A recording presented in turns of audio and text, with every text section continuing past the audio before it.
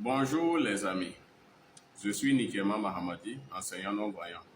À la suite des précédentes vidéos, aujourd'hui je vais vous partager quelques articles de la loi 012 qui parlent de l'éducation inclusive au Burkina Faso.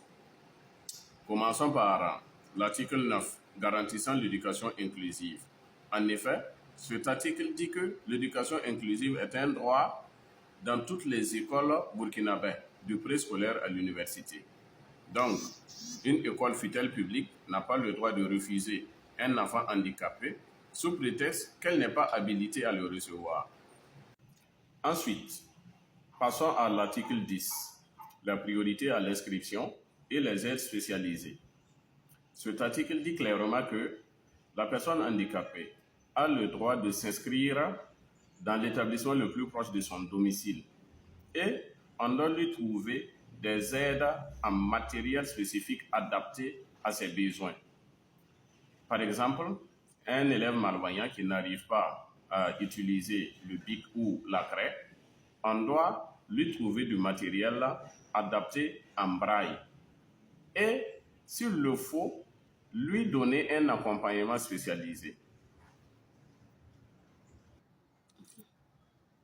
Passons maintenant à l'article 14, qui dit que les personnes handicapées bénéficient d'un recul dans la limite d'âge réglementaire pour l'inscription à l'école ou pour la participation au concours et même pour l'octroi des bourses.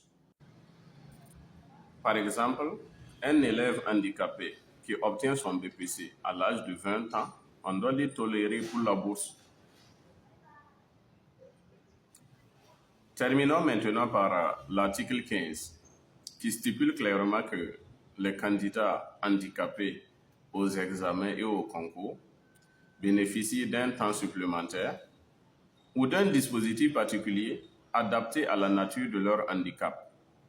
Donc, vous allez voir que lors de la composition du CEP ou du BPC ou même des concours de la fonction publique, il y a tout un dispositif mis en place pour permettre aux candidats handicapés de participer convenablement. Voilà en somme ces 4 articles que j'ai sélectionnés sans être exhaustif, et je vous demande de faire tourner la vidéo pour sensibiliser le plus grand nombre de gens afin que l'inclusion temps arrivé soit enfin une réalité dans notre pays.